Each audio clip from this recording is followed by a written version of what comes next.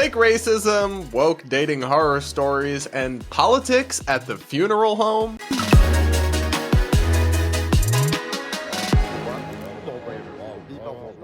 We're going to unpack the craziest stories that you guys sent in this Friday episode of the Brad vs. Everyone podcast, my daily show where we take on the craziest ideas from across the internet, our politics, and our media, all from an independent perspective. On Fridays, I take voice notes from you guys to hear about your woke horror stories, your personal scenarios and situations, and give you my take on the Delulu you've encountered in real life. The link to send a voice note is in the description. Now let's listen to the first one we got up for today. Hi, Brad. My name's Carly, and I recently got called racist over dog hair. For context, I'm a dog groomer, and I had to do a puppy's first haircut, and the lady did not like the haircut and did not want to know why it got the haircut it got. And instead of, being civil, she started threatening us, calling us names, and after that, demanded a refund. And when we said no, she said it's because she's black. And she would not leave our small business, wouldn't let us continue running it until she got her refund. So we had to call the cops. The boss is out sick, recovering from surgery. The manager already left for the day. She also was sick. And instead of just, taking our boss's phone number and talking to her and working something out, she had to threaten us and scare us to the point we had to call the police. And now she's slandering us on the internet and saying that we're racist. And I would like your input on that. Wow, what a wild story. I never knew people took their dogs' haircuts so seriously. But I mean, on every level, this is kind of an interesting scenario to unpack. Like, first and foremost, I'm not sure you can demand a refund for a service once you've already received the service. You're not really entitled to a refund at that point. If it wasn't good, if you're not happy with it, don't come back, don't purchase it again. But I would never say I went to the place where I get my haircut and I didn't like the haircut. I wouldn't be like, I expect to be refunded for this haircut because I'm not happy with how it came out. Well, no, they sold me a haircut. I got it and I'm not happy with it, but I shouldn't get a free haircut just necessarily because I'm not happy with how it turned out. You just go somewhere else next time. And I'm sorry you had to deal with somebody throwing a public scene and a meltdown like this, but honestly, good for y'all for calling the cops, because some people would be so afraid of getting canceled or called racist or whatever that they wouldn't even call the cops in this situation. But we need to normalize actually calling the cops when it's appropriate. Now, don't call them when it's not appropriate. They get called a lot of times needlessly, but sometimes the police do need to be called. And when someone's threatening you and trespassing on your property, their race is irrelevant. The police should be called at that point because that's not acceptable social behavior. You can't get away with that, or at least you sure shouldn't be able to. Now, what I would say for this business, and honestly for any small business in the era of victimhood and victim Olympics and people claiming false narratives, and also in the era when everyone's chasing clout and everyone wants to go viral and everyone's recording out of context snippets, I would recommend that you have cameras set up to record audio and video of your place of business so that in a situation like this, you could just release the full tape publicly and show that you weren't racist. This person was committing a crime and was not being reasonable and was threatening you, or whatever the details may be, and you would actually have the receipts. If you don't have that, I would just put out a very clear statement that says, if you think that it's actually getting enough traction, ignoring it might be better if it's not getting much traction. But if there's actually a lot of traction, I just put out a very clear statement that says, we welcome customers of all backgrounds. We never discriminate against anyone. However, threatening our staff is not okay, and the police were called as a result of that.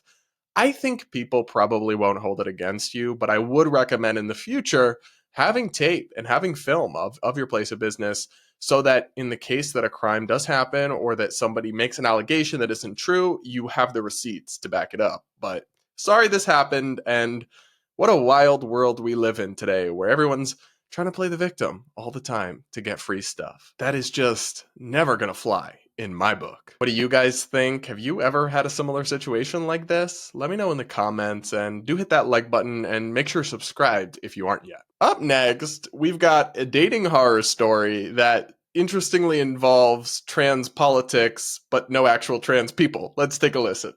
Hi, Brad. I'm Darcy, and I have a story about how the whole gender ideology nonsense is starting to affect absolutely everybody, including people who really want nothing to do with it. So I was on a dating app, and on my profile, I put that I'm a woman who's interested in men. And I'm not the most feminine woman in the world, but I'm definitely not masculine and have never tried to be. I was talking to this guy and it seemed like things were going well, so we were trying to find a time to meet each other. And this guy sends me a message and goes, "Before we meet, I just want to double check that you're actually a woman." And I was like, "Excuse me?" Oh? And he goes, "Yeah, I mean, it's crazy out there, you never can tell." And I was like, "Okay, I can understand and sympathize with that sentiment to an extent, but no, I'm a woman." And this guy goes, "Okay, well, there were just some things about you that made me think you might be a man. Do you Oh? want me to tell you them?" And I Oh? was like, "No, I don't want you to send me a list of things you thought about me that made me look like a dude. Like, what woman wants to hear that?" Um, anyway, I just thought that was an insane thing to say to someone that you'd never even met. And needless to say, things did not work out with him. Dating is rough out there right now. Bro fumbled so bad on this one because it sounds like he actually had an in with a wonderful woman with excellent taste in podcasts and YouTube content. So he messed up one for himself here. And I was with him in the first half. Probably, I don't know if it's necessarily artful to ask about it in this way, but like, I don't know. I mean, you wouldn't want if that's not something you're interested in, if you're not, open to dating a trans woman, which if you are, by all means, power to you. I'm totally supportive of however people want to love and date and live their lives. But like, if you're a typical heterosexual man, you wouldn't be interested in dating a trans woman who was born biologically male. So I think it's reasonable for you to want to figure that out. I'm not sure coming out and asking it is the best way to go about it, but like, hey, that part wasn't so bad. The part where you say no, and it sounds like you weren't even put off by that. So he asks you, say no, I'm born a woman. And then he says, "Do you want me to tell you why I thought you were trans?" Sir, you just, oh my gosh, stepped in quicksand. I don't know why you thought to type that out. I don't know how you looked at that message and thought she's going to love this. What? I think your response is totally reasonable. He sounds like not the brightest bulb for thinking that would go over well with telling a woman who you don't even know all this unsolicited feedback about how she's like comes off as masculine in whatever way, which by the way is totally fine. Tomboys, whatever you want to call it, is that's cool. It's a natural part of human expression. And if it's not for him, that's okay, but he doesn't need to like critically let you know how you could be more feminine in his eyes. It's the audacity for me. Sir, you haven't even bought her a drink yet. She did not ask for feedback. The complaints department is closed, at least to you.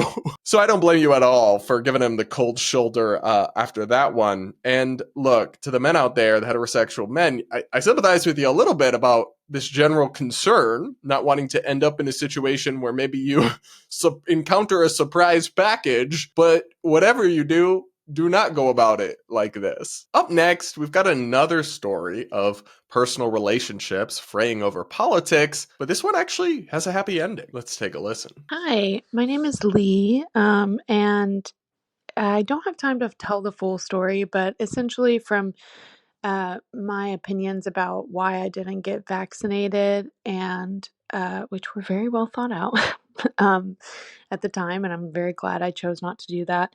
And the fact that I was like not happy that Trump almost got assassinated the first time, and like I'm an independent. I wasn't like a Trump supporter. I'm not a Trump supporter. But just from those two things, my one of my closest friends like kind of lost it and told me that they were worried I was a white supremacist. And it's like I knew people were at this point, but it was a whole different thing to have it right in my face with someone who knows me deeply for years and loves me and considers me one of their closest confidants. It was a really crazy experience. It was really upsetting and sad to see how far things have gone. Particularly with the vaccine thing. It's like, how did we get from like a medical thing to white supremacy? Doesn't make sense to me. I have a nursing background. I'm an herbalist. Like, so, I'm not just somebody talking out their butt. But the cool thing is we actually ended up working through it and now we're having really beautiful conversations.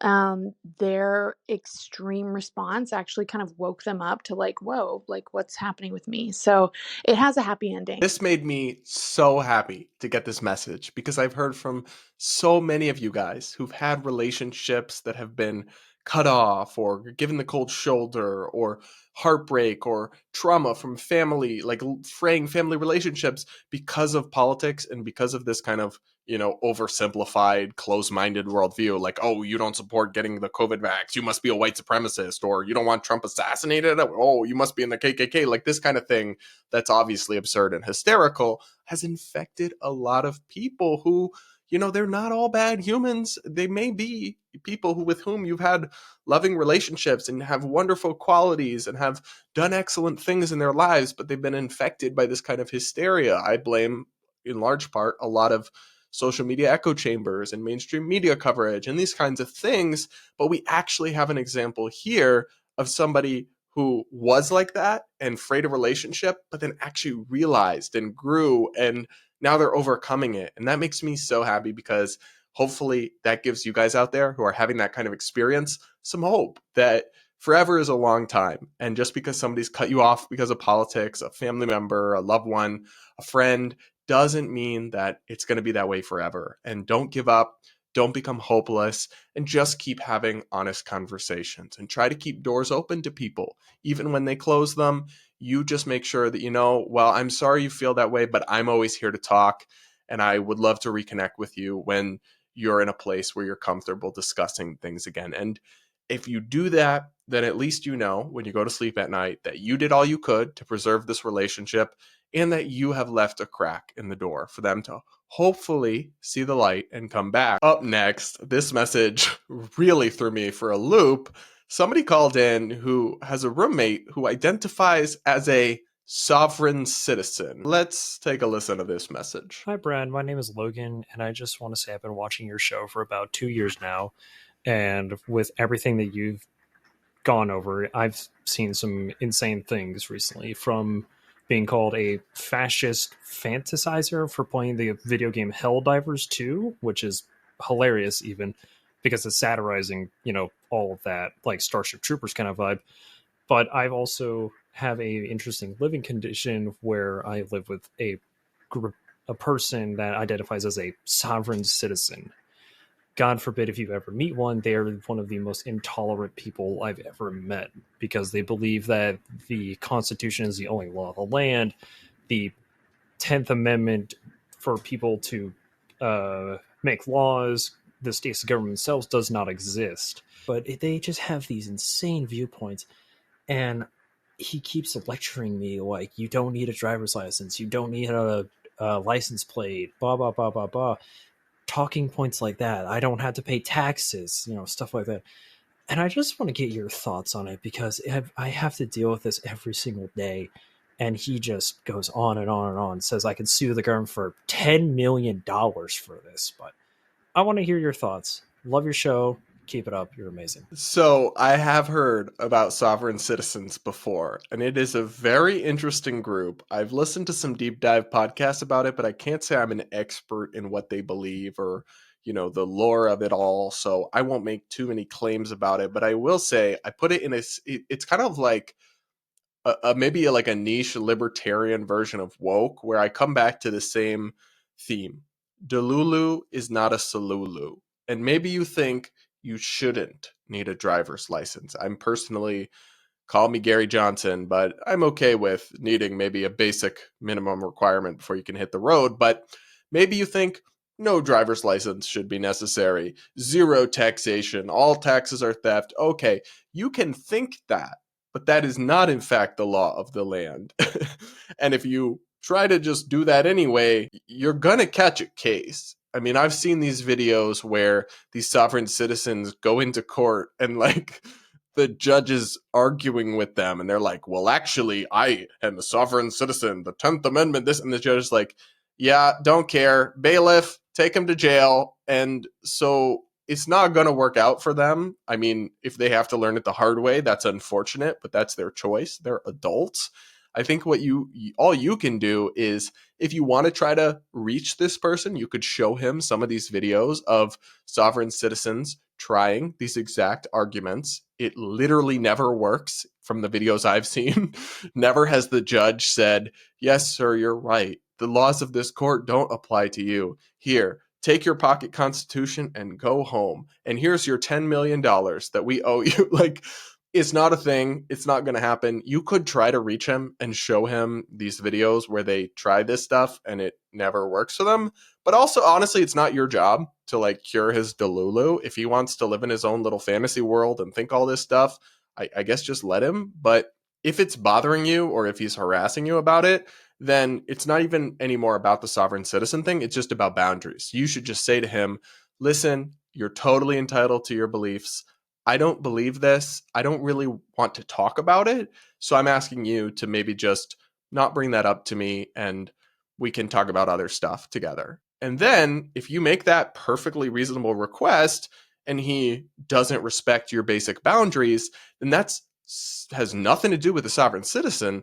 That's just not being a good roommate or a good friend. And then it's probably time to look on Craigslist or Zillow. Not because he's a sovereign citizen, although I still think that's kind of wild, but because he's not being a good housemate or friend at that point. And no matter what your beliefs are, that's not okay. Up next, this one truly horrified me, but we got a voice note from somebody whose family member politicized their personal tragedy. Let's take a listen. Okay, the worst thing anybody's ever said to me that's a little bit politically charged. I unfortunately lost my first baby, my husband and I, via miscarriage. It was extremely traumatic and horrible. I had to have a DNC procedure, and yeah, just very much wanted pregnancy, not ideal situation, horrible. But during all of this, I have a cousin who is not politically active at all. She's actually very much like willfully ignorant to it all. She doesn't care, but her parents are pretty liberal, so she's kind of always has them in her ear, I think. And whether she wanted to or not, she just hears things and picks things up on, her parents or TikTok. I don't really know. But while I was going through all of this, she said to me, because I had to schedule my surgery and stuff, and she knew about that, and she said, "Well, good thing you're going through this when Trump's not in office, because you couldn't do it and you'd probably die, or if you did do it, you'd be in jail." So that's my story.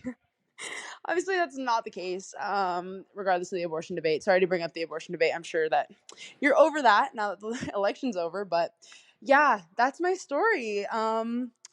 Yeah, that one hurt. I'm not gonna lie. That was crazy. Oh, first I'm tearing up because just my heart breaks for you and your husband, and I'm so sorry.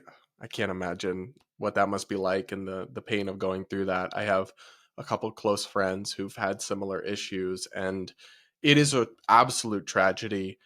We're going to totally set aside like the politics of abortion and all that just for this conversation. What a wildly inappropriate and insensitive thing to say. Now, maybe your cousin is a good person who had good intentions and is just kind of like socially a bull in a china shop and didn't realize how insensitive and insane that was. But I guess like a good rule of thumb in life is probably don't politicize people's tragedies, their personal tragedies. Like, keep your political takes out of it.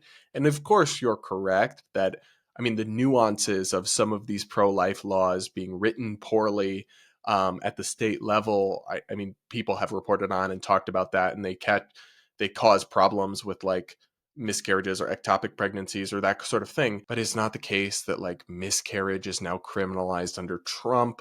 None of that changed because of the election. That's almost exclusively at the state level, regardless. And just setting aside all of that, if somebody is telling you or you have learned about a personal loss in their life, the last thing you should do if you love and care about that person is somehow invoke politics. I don't know. Maybe give your cousin the benefit of the doubt, but it would be perfectly fair for you to say to your cousin, listen, you said this. It was really inappropriate and it really hurt me. And I think you should apologize. And you should keep in mind to not do that in the future when people are sharing their tragic experiences with you. You would be entirely within your rights to ask that of your family member. And if your cousin loves you and values your relationship, they would absolutely, I think, if your cousin is in the category of well-intentioned but just kind of socially inept or a little brainwashed, that I think that your cousin would have the response of, oh my God, I'm so sorry. What a stupid thing to say. I'm really apologize.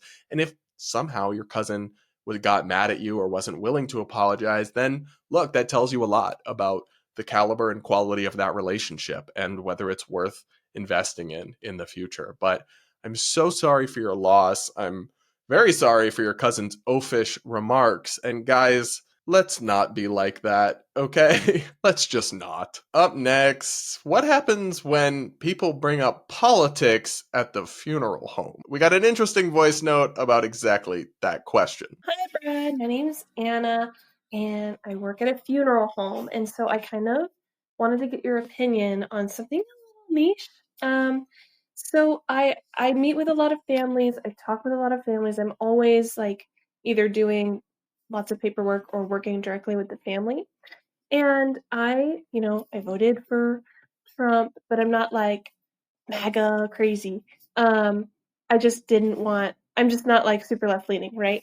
And so there are people who will come in and they're grieving, right? So they don't really know what else to talk about. And so when grieving families come in and they want to talk about anything else but, their loved one, sometimes they'll bring up politics and they'll start going on and on and on. And I mean, in the state where I'm at, most people, we're a red state, but a lot of the people who come in that I talk to will just go on and they'll start asking me questions like, well, what do you think about this? And I try to do my best to get us back on topic about their loved one, but I don't know. I don't know. When I disagree with families or like when I have different political views, what's like the best way for me to communicate with them so that we don't like lose their business? So, thank you for telling me about this experience. This is a really interesting voice note. Kind of mixed thoughts because normally, like, my general rule is I think you should stick up for your beliefs and vocalize them and not be afraid of hurting someone's feelings if you're just calmly and respectfully stating the truth. This is a situation where I might have a little bit of a different approach, though. You're at work, you're in a professional capacity that is not political, so it wouldn't necessarily be appropriate for you to bring up politics at work. You're in a little bit of a tricky situation that these families are perhaps unknowingly putting you in by them bringing it up.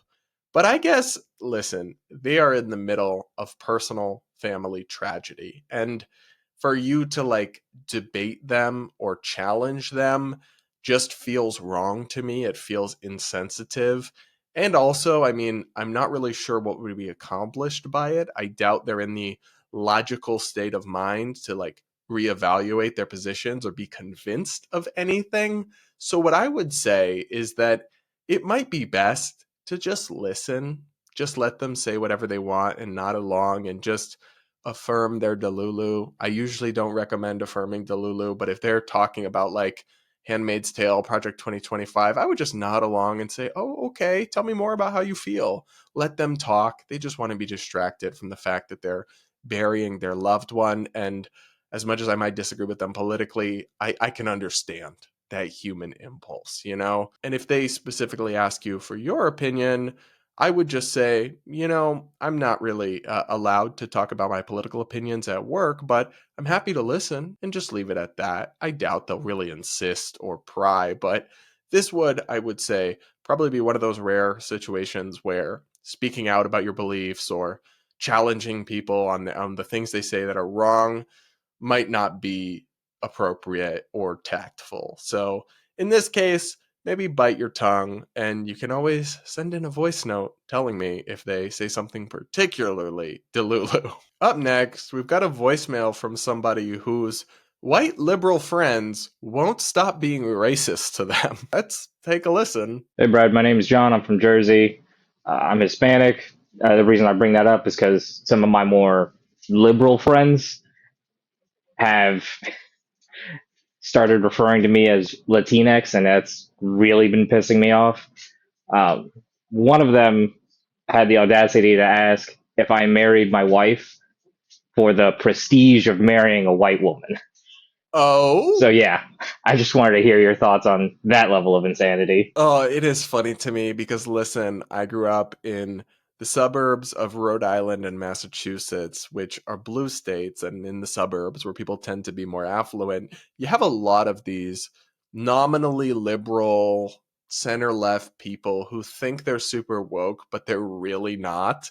And these people sound like they fall into that category. To call you Latinx is literally woke colonization of actual Hispanic language and culture, where words are gendered, Latino or Latina, and there is no gender neutral. But these woke white people are trying to make something up, invent something fake, and insert it into your language because they think that your culture is like problematic because it doesn't include non-binary Hispanic baristas or something.